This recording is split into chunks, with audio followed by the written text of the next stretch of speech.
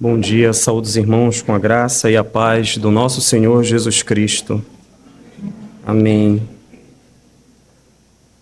Cristo Jesus presente aqui. Foi o que nós acabamos de cantar. E abramos nossa Bíblia, a palavra do Senhor, na segunda carta do apóstolo Paulo aos Coríntios, por gentileza. Capítulo 12.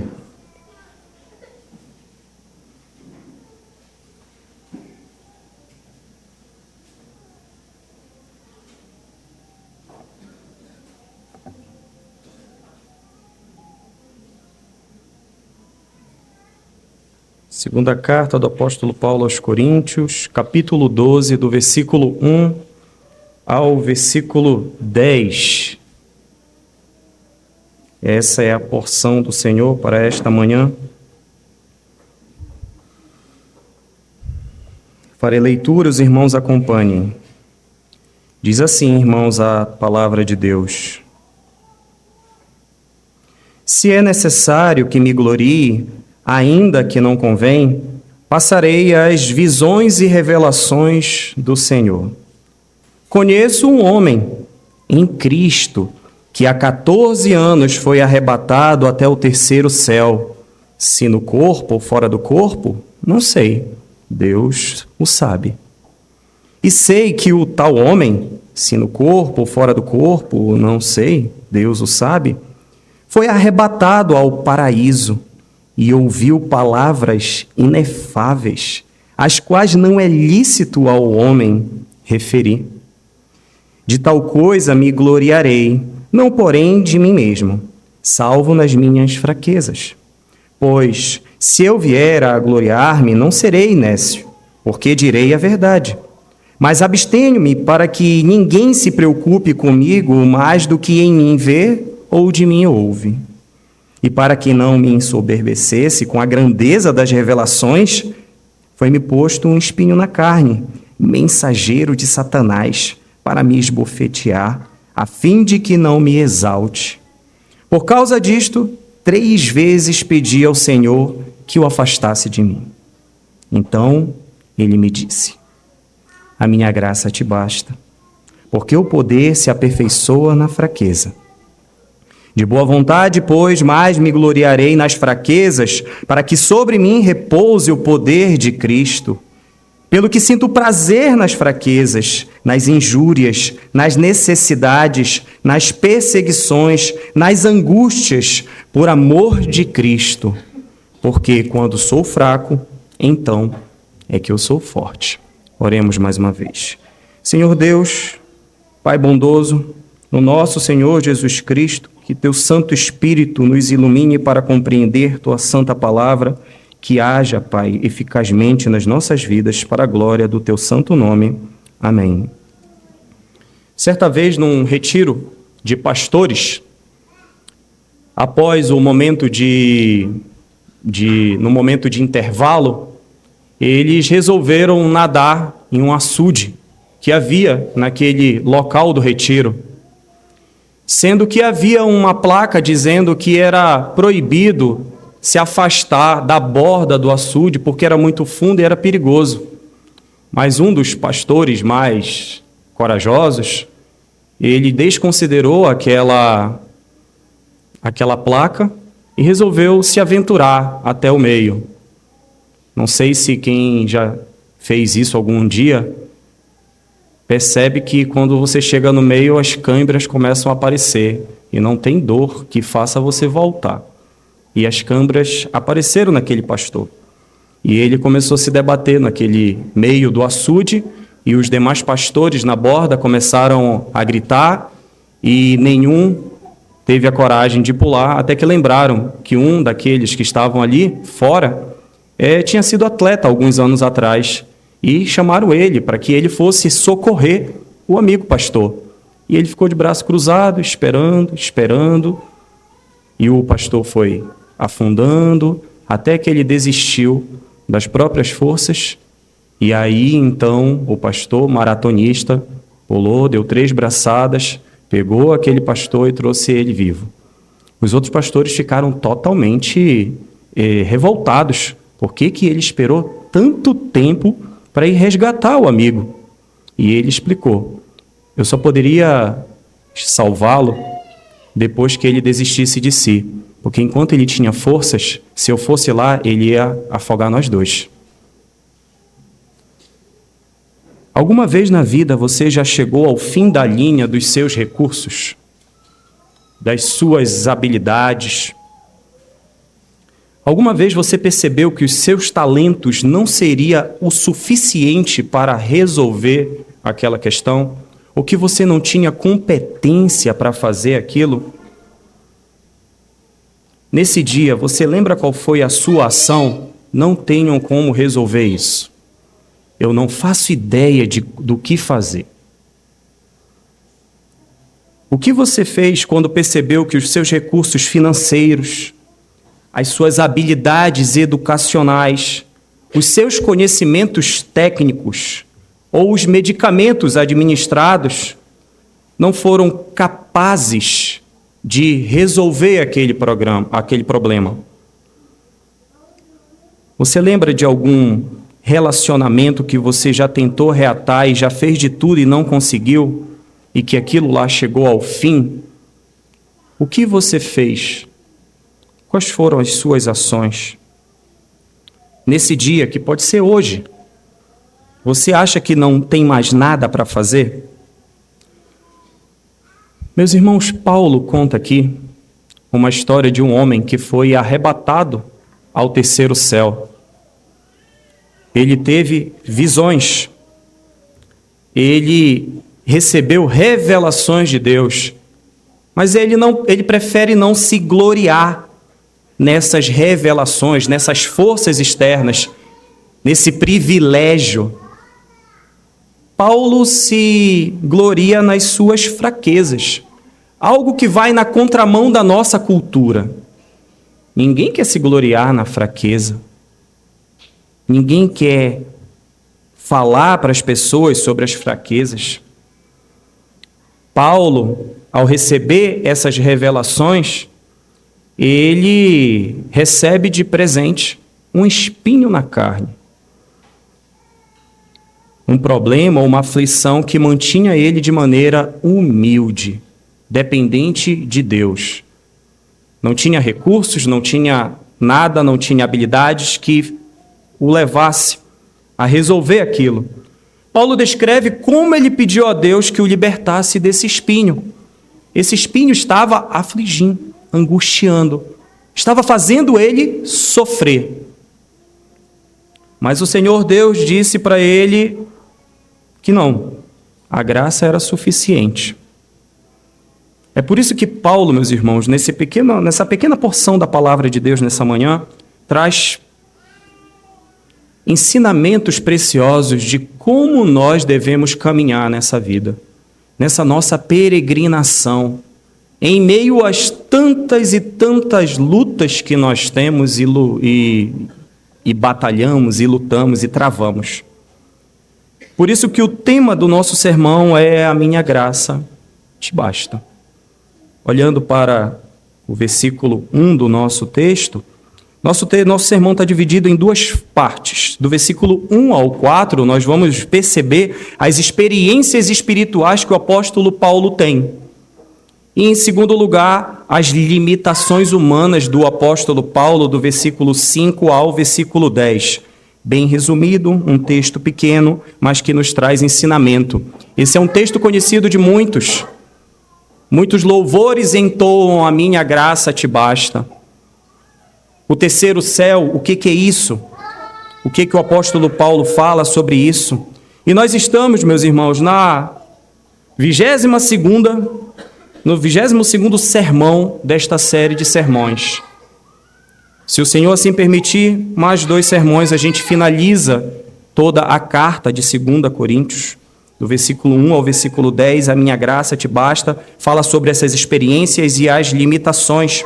E o apóstolo Paulo diz no versículo 1, e eu convido os irmãos a olharem: se é necessário que me glorie, ainda que não convém, passarei as visões e revelações do Senhor.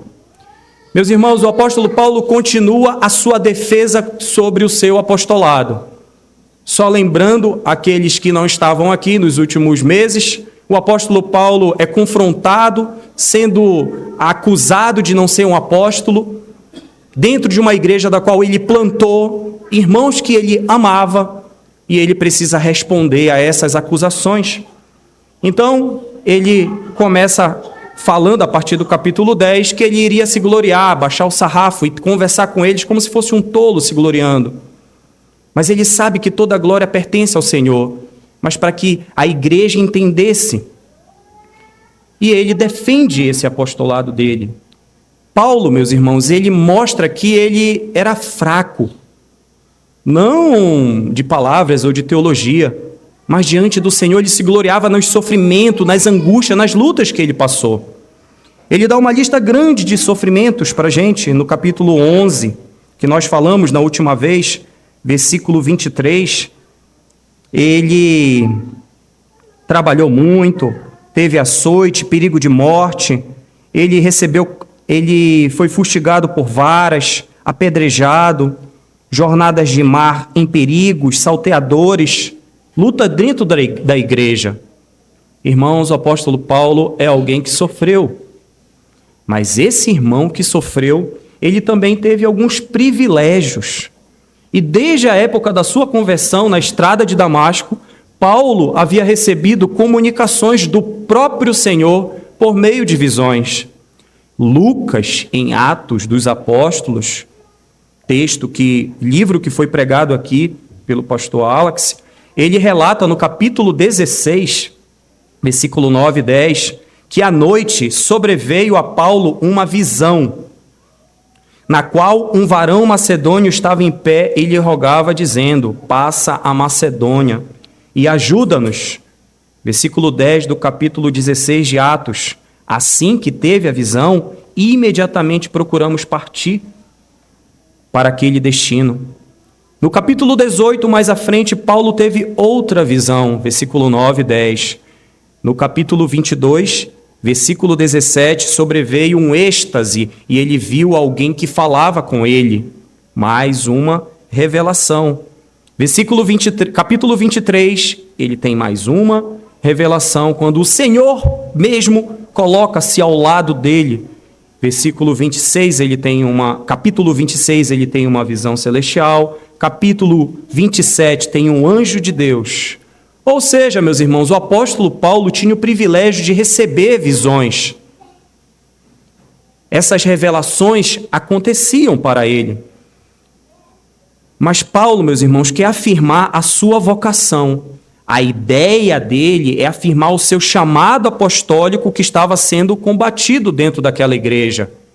Ele precisava responder. É por isso que ele coloca essas informações dentro do capítulo 12. Mas o relato que Paulo deixa registrado para os coríntios é vago. Ele não traz muitos detalhes. O que é o terceiro céu? O que é esse tal de paraíso? E isso tem deixado, meus irmãos, muitos curiosos ao longo dos anos com perguntas sem respostas.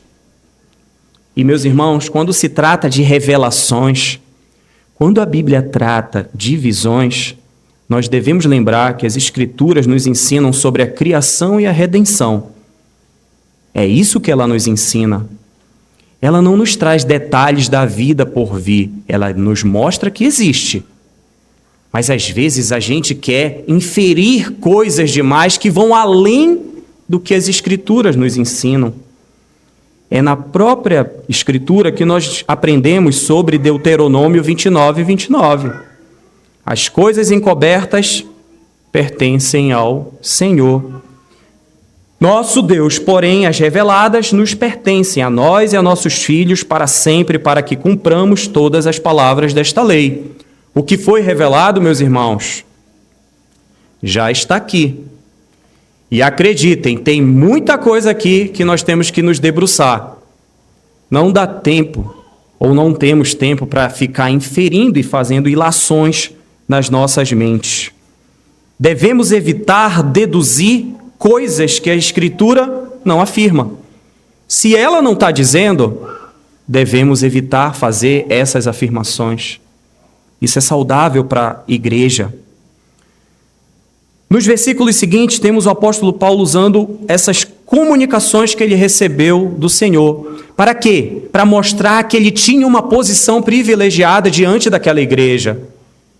Igreja em Corinto, percebam, eu recebi visões do próprio Deus. Cristo apareceu para mim. Esses apóstolos não têm isso. Ao apóstolo Paulo foi permitido entrar na própria morada de Deus, onde ele recebeu essas revelações que não lhe foi permitido divulgar detalhes. Olhando para os versos 2 e 4 do nosso trecho, conheço um homem em Cristo, que há 14 anos foi arrebatado até ao terceiro céu. Se no corpo ou fora do corpo, não sei, Deus o sabe. E sei que o tal homem, se no corpo ou fora do corpo, não sei, Deus o sabe, foi arrebatado ao paraíso e ouviu palavras inefáveis, as quais não é lícito ao homem referir. Irmãos, parece que o apóstolo Paulo está falando de outra pessoa. Conheço um homem. Mas no versículo 7, mais à frente, ele fala que é ele.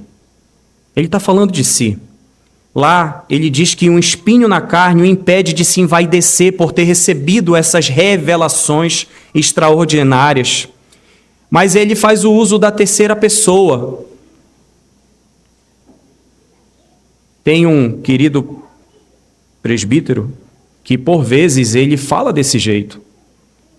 Tem um pregador que, na semana passada, falou isso, isso e isso. E está falando dele. Mas é uma prática para que não se envaideça. A ideia, meus irmãos, é evitar a soberba. A ideia é evitar a vaidade, o orgulho. Evitar aquele orgulho que é pecaminoso. Irmãos, naturalmente, nós queremos encher o peito como um pavão e se orgulhar de coisas. Isso é natural da gente. Precisamos lutar contra essas coisas. O apóstolo Paulo está ensinando isso aqui para a gente. Ele diz que conheço um homem em Cristo. Mas percebam, ele usa uma expressão que ele define esse homem. Esse homem está em Cristo. A tal da doutrina da união mística. Alguém que está em Cristo, que anda com o Senhor, envolvido, tendo um relacionamento com Cristo. E esse homem nos mostra que ele tem uma comunhão íntima com o Senhor. É isso que ele tenta transmitir para a igreja que está lá, recebendo essa carta. O apóstolo Paulo tinha comunhão com o Senhor. Mas ele, Paulo, também nos traz a informação do tempo dessa revelação. Além de estar em Cristo, ele diz que 14 anos atrás, ou seja, lembrando que essa carta deve ter sido escrita ali no ano de 55. 14 anos atrás, dá 41. Ou seja, ele ainda não havia plantado nenhuma dessas igrejas. O apóstolo Paulo peregrinou sua primeira viagem, segunda viagem, terceira viagem, guardando essa informação. Ele não revelou elas. O apóstolo Paulo recebeu do Senhor uma informação: você vai sofrer.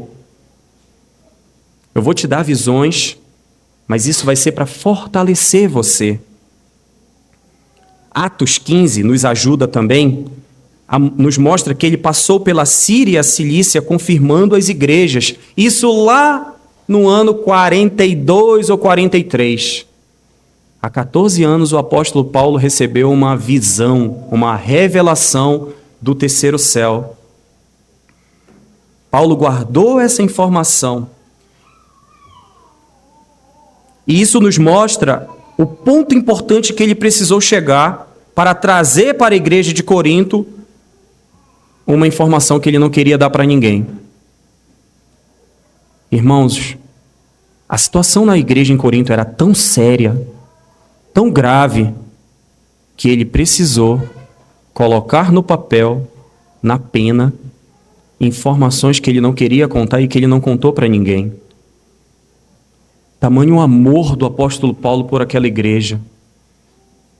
Ele estava se fazendo valer de todos os recursos que ele poderia para trazer aquela igreja de volta, para responder contra aquela liderança equivocada. O apóstolo Paulo não mediu forças para trazer a igreja. A demonstração do amor de um pastor pela igreja, pelas ovelhas. Precisamos aprender isso com o apóstolo Paulo. Paulo entendia que o que estava em jogo era a vida dessas pessoas, era a vida dessas ovelhas. E ele narra, meus irmãos, que depois de 14 anos, ele foi arrebatado ao terceiro céu.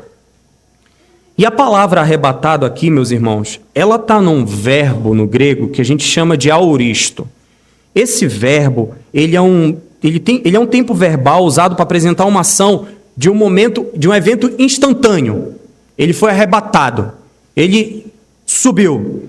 E esse verbo não só está no tempo verbal, como ele está na voz passiva. Significa que ele simplesmente sofreu aquela ação. E quando se trata de uma ação de Deus, é uma voz passiva divina. Ele simplesmente não teve o que fazer. Ele não tinha como resistir. O Senhor Deus o arrebatou e o levou para ver, para vislumbrar, para visualizar o céu, o paraíso, a morada de Deus. E de fato, meus irmãos, ele permaneceu passivo enquanto Deus o transportou temporariamente ao céu. Logo em seguida, na passagem paralela, ele usa um outro sinônimo para o céu, ele chama de paraíso. Os judeus, meus irmãos, usavam, de acordo com as Escrituras, a fala de os céus dos céus. Abramos em Deuteronômio 10, 14, por gentileza.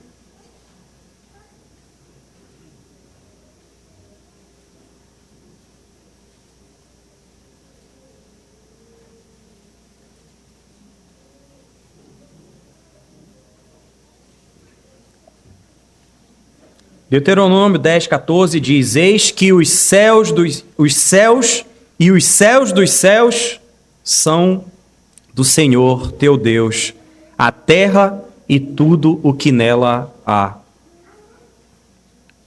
1 Reis 8, 27 usa a mesma expressão. Mas, de fato, habitaria Deus na terra? Eis que os céus e até os céus dos céus não te podem conter, quanto menos esta casa que eu edifiquei. A ideia de céu que o apóstolo Paulo está trazendo, essa ideia judaica, 2 Crônicas 6, 18, também fala sobre essa forma de céu. O mais alto dos altos é o céu onde Deus habita. Ao explicar sobre esse terceiro céu que o apóstolo Paulo teve a visão, tem um querido teólogo que diz assim, que o número 3 é usado como um número perfeito para indicar o que é mais elevado, o que é mais completo. O apóstolo Paulo diz que ele foi ao terceiro céu, ao lugar perfeito. Mas o verso 4 fala desse lugar como paraíso. E essa palavra ela é utilizada apenas 3 vezes no Novo Testamento. Ela é usada aqui pelo apóstolo Paulo e ela é usada também em Lucas 23, 43. Teve alguém, um querido e amado Senhor, que usou essa palavra. Lucas 23, 43. Aparece essa mesma palavra do apóstolo Paulo.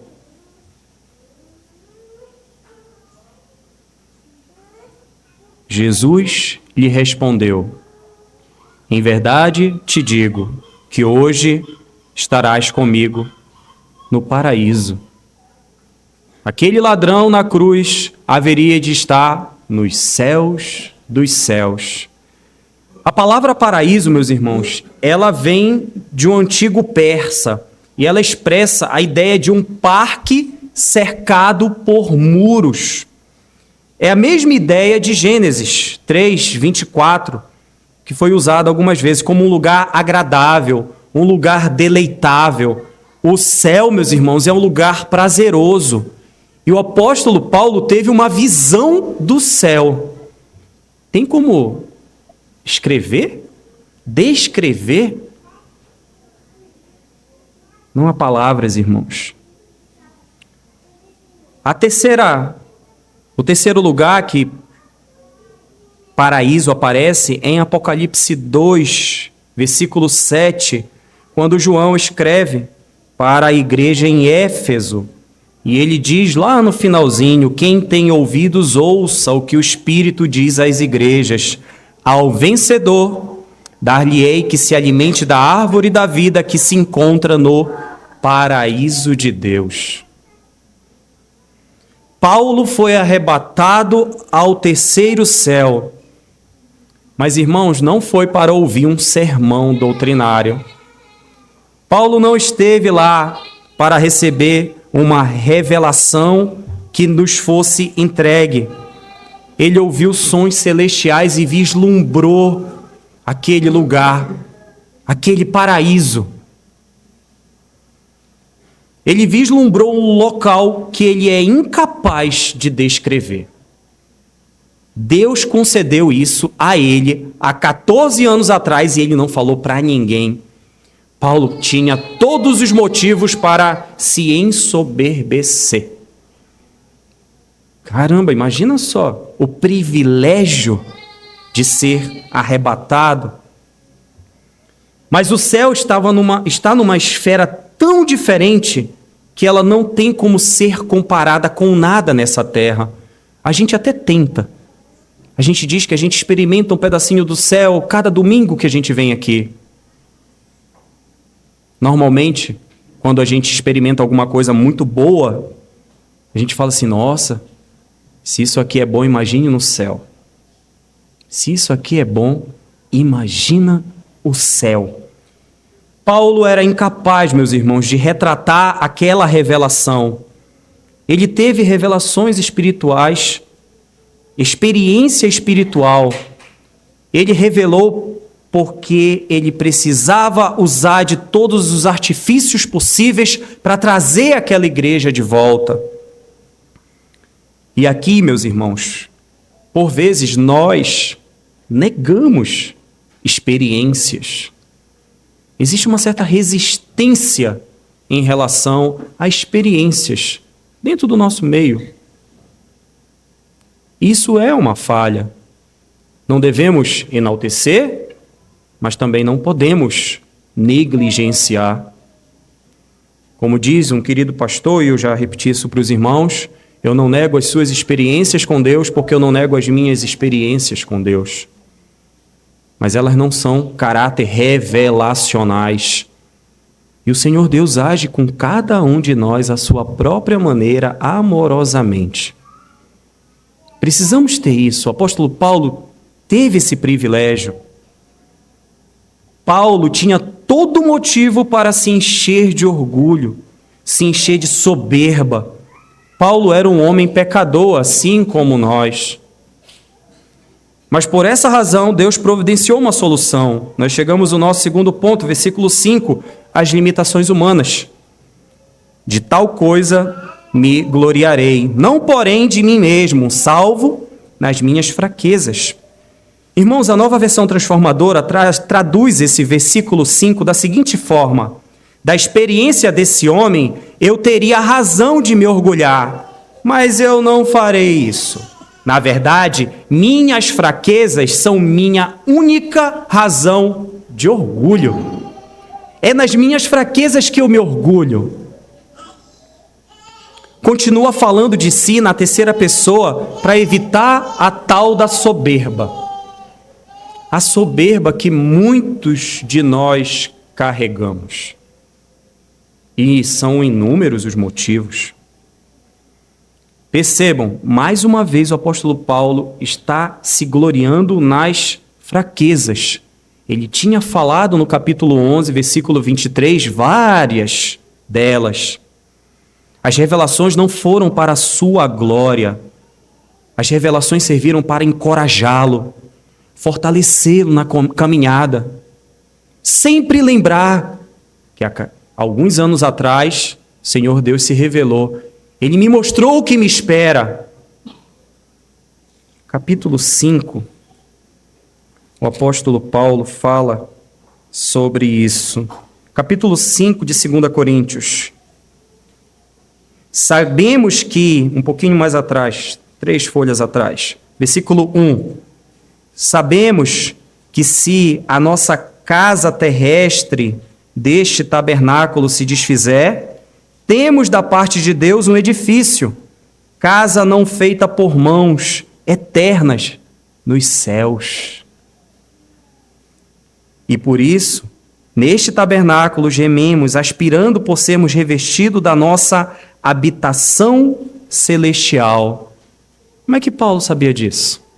Alguns anos atrás, ele já tinha vislumbrado isso, irmãos. O apóstolo Paulo continuava caminhando. Ele sabia o que esperava por ele. Nós, irmãos, sabemos o que nos espera. A glória com o nosso Senhor Jesus. Mas a gente não age como se soubéssemos. Ouvimos domingo após domingo aqui, pregação do Senhor Jesus, apresentamos, chamamos, ensinamos, mas agimos como se não soubéssemos. Paulo recebeu a revelação e guardou, usou no capítulo 12, para se fortalecer, porque ele sabia qual era o ministério que ele tinha sido chamado. Durante o tempo que ele passou, meus irmãos, em todas as igrejas, ele precisou lembrar dessas situações, porque se tem alguém que sofreu, foi o apóstolo Paulo. A caminhada cristã, irmãos, ela envolve sofrimento intenso, lutas de sabores, tristezas, perdas. Não é só alegria. Paulo entesourava as visões e as revelações que continuaram a levantar o seu ânimo enquanto cumpria a sua tarefa apostólica. Todos nós, irmãos, sem dúvidas nenhuma, hoje, nesta igreja, estamos passando por lutas. Não tenho dúvidas. Todos nós. Mas a gente continua. A gente persevera. A gente ouve a palavra. Por vezes, irmãos, isso já foi falado aqui. Estamos aqui às 9h34 da manhã de um domingo, mas com a cabeça na segunda-feira, 8 da manhã, 9 da manhã, pensando nas dificuldades de amanhã. Nosso coração está constantemente ansioso, sofrendo com as lutas, mas a gente deve continuar. O apóstolo Paulo usava essa informação para cumprir a tarefa dele. No versículo 6, observem, ele afirma que ainda que se venha a se gloriar, não seria um tolo, porque ele sim estaria falando a verdade. O Senhor Deus me revelou, irmãos. Não é mentira, eu posso me orgulhar, mas eu não vou fazer isso. Seria tolice da minha parte, seria soberba. Irmãos, gloriar-se envolve chamar a atenção para si. E o apóstolo Paulo não quer isso. Não quero que vocês olhem para mim, não pensem de mim mais do que eu sou. Não, nada disso. Ele estava construindo argumentos para combater os falsos apóstolos. Essa afirmação ela tem que ser entendida no contexto de os oponentes o estarem insultando ele. Então ele precisava dizer isso. Eu não estou me gloriando, não é isso. Era uma defesa do apostolado. E ele viu os céus e sabia da grandeza dessas revelações. Versículo 7. E para que não me ensoberbecesse com a grandeza das revelações, foi-me posto um espinho na carne, mensageiro de Satanás, para me esbofetear, a fim de que não me exalte. E aqui, meus irmãos, outro querido teólogo diz que a soberba se intromete disfarçadamente na alma humana e passa a reinar de tal forma que a pessoa não percebe a sua presença. Vou repetir. A soberba se intromete disfarçadamente na alma humana e passa a reinar de tal forma que a pessoa não percebe a sua presença. A soberba invade corações e a gente não percebe isso. Irmãos, não precisamos de visões e revelações como o apóstolo Paulo teve para se encher de soberba, para que ela aflore.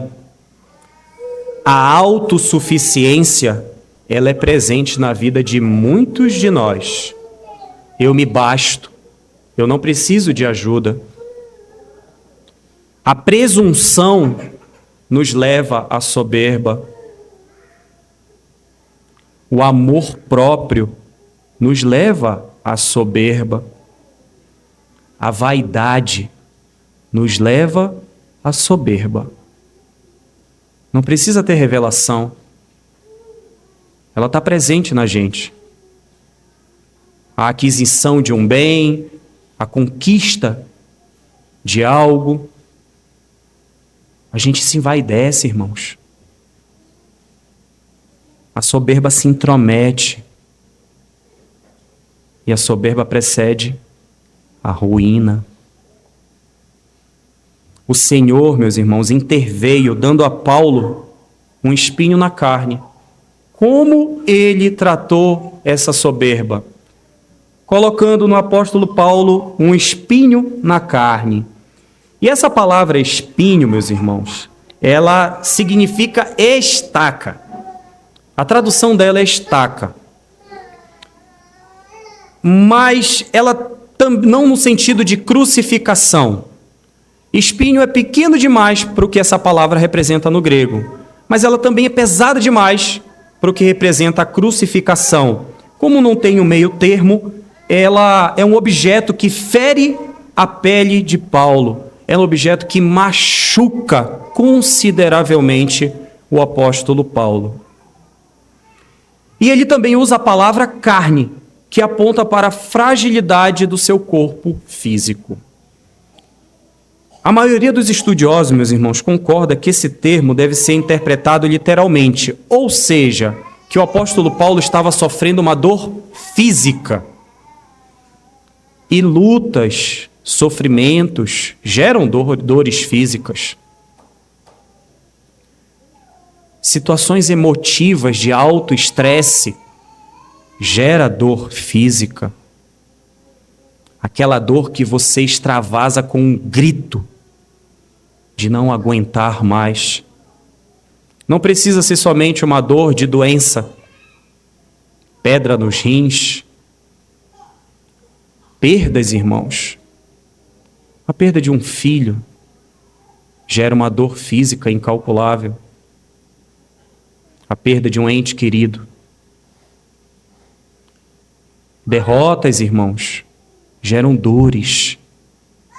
E o apóstolo Paulo passava por cada uma dessas dores.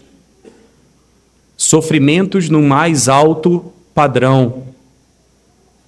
O sofrimento que o nosso Senhor Jesus sofreu na cruz, para salvar a mim e a cada um de vocês. O espinho na carne do apóstolo Paulo, a gente não sabe o que é, mas era algo que machucava, era algo que doía, tanto quanto dói na gente, nas nossas lutas, nas nossas dificuldades, nas nossas aflições. Algumas pistas, meus irmãos, podem nos levar para doenças típicas daquela região naquele período. A malária é uma delas. O apóstolo Paulo, na sua peregrinação, alguns apontam que a malária causou dores, inclusive problema na visão do apóstolo Paulo. Mas o Senhor Deus não nos revelou sobre esse detalhe, assim como também não nos revelou detalhes sobre o céu dos céus. O apóstolo Paulo traz as informações para nos mostrar que revelações não devem nos ensoberbecer e que a soberba, meus irmãos, quando ela entra, existem alguns espinhos na carne, nas nossas vidas, que são colocados para nos redirecionar. Os espinhos, meus irmãos, são lutas, são provações. Essa frase significa que a soma de todos os diferentes tipos de provações com que Paulo era atormentado. Quantas lutas, meus irmãos! E quais têm sido as nossas lutas hoje que a gente não tem mais forças para resolver? É aqui que a gente coloca diante do nosso Senhor, aos pés da cruz, e ouve dele: a minha graça te basta. No meio das lutas, meus irmãos, de todos os momentos que nós passamos e passaremos por provações, precisamos colocar aos pés do Senhor. Espinho na carne, todos nós temos e haveremos de ter. Jó sofreu com isso. Ele foi afligido por Satanás, mas na verdade, Deus impôs limite para Satanás, que só podia fazer o que Deus permitia para ele fazer aquilo. Vai só até aqui. O que nós temos colocado diante de Deus como luta, como provação? Paulo, meus irmãos, se ergue ao terceiro céu para ver a luz celestial.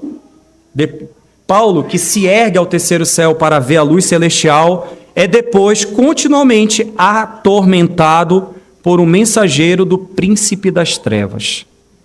Imagina, o cara sobe, depois o cara desce e ele é esbofeteado. A palavra esbofetear significa vergonha. É aquele esbofetear com esse lado da mão, que representa não uma dor, mas para gerar uma vergonha no outro. Paulo diz que ele tinha esse espinho para que a humildade dele se mantivesse. O apóstolo Paulo, irmãos, recebeu visões e ainda assim era homem como a gente, e a soberba se levantava. Ele por 3 vezes orou ao Senhor. Era o apóstolo Paulo, irmãos, cuidado pelo Senhor Jesus, chamado pessoalmente pelo próprio Cristo para cumprir um chamado. Aquele espinho doía, incomodava, mas o Senhor Jesus disse: calma aí, Paulo. Não. Versículo 9. Então ele me disse: a minha graça te basta, porque o poder se aperfeiçoa na fraqueza. De boa vontade, pois, mais me gloriarei nas fraquezas, para que sobre mim repouse o poder de Cristo. Irmãos, nas nossas limitações humanas, que é esse nosso segundo ponto, precisamos colocar todas elas diante de Deus. Todas, sem exceção. Mas precisamos entender que tudo que precisamos está na pessoa do Senhor Jesus. A bênção apostólica, que o reverendo Alex haverá de impetrar daqui a pouco, diz 2 Coríntios 13, está um pouquinho mais à frente. A graça do Senhor Jesus Cristo, o amor de Deus e a comunhão do Espírito Santo sejam com todos vós. É a graça do Senhor Jesus que é colocada a cada final de sermão. Paulo sentia prazer, meus irmãos, nas fraquezas por um memorável motivo. Qual era o motivo que ele se alegrava? Versículo 10. Pelo que sinto prazer nas fraquezas, nas injúrias, nas necessidades, nas perseguições, nas angústias. Por quê? Por amor de Cristo. Porque quando sou fraco, então é que eu sou forte. Irmãos, quando eu sou fraco, é que eu sou forte. Nós lemos em Jeremias 23, na nossa liturgia, que Deus está perto. Perto está o Senhor. O Senhor Deus não se afasta dos seus filhos. Certa vez,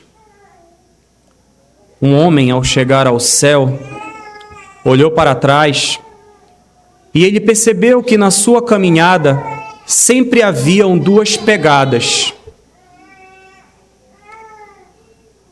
E ao analisar aquelas pegadas da sua vida, ele percebeu que em alguns momentos havia somente uma pegada. E aí ele atentou que aqueles momentos de uma única pegada eram os momentos que ele mais sofreu na vida. Foram os momentos de maiores lutas, maiores dores. Foram os momentos de fraqueza, que ele não tinha mais forças. Como aquele pastor que afundou no meio do açude. Então ele olhou para o Senhor e questionou: Senhor, por que nesses momentos aqui, dessa única pegada, eu andei sozinho? Por que tu não estavas comigo? E o Senhor olha para ele e diz: não, filho. Ao contrário, esses foram os momentos em que eu te carreguei no colo. O Senhor Deus nos carrega nos momentos de aflições e de lutas que nós não temos mais como fazer.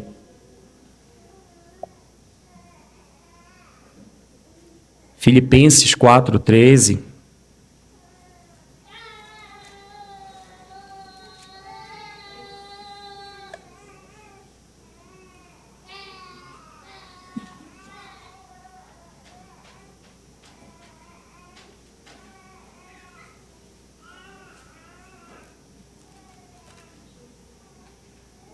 Tudo posso.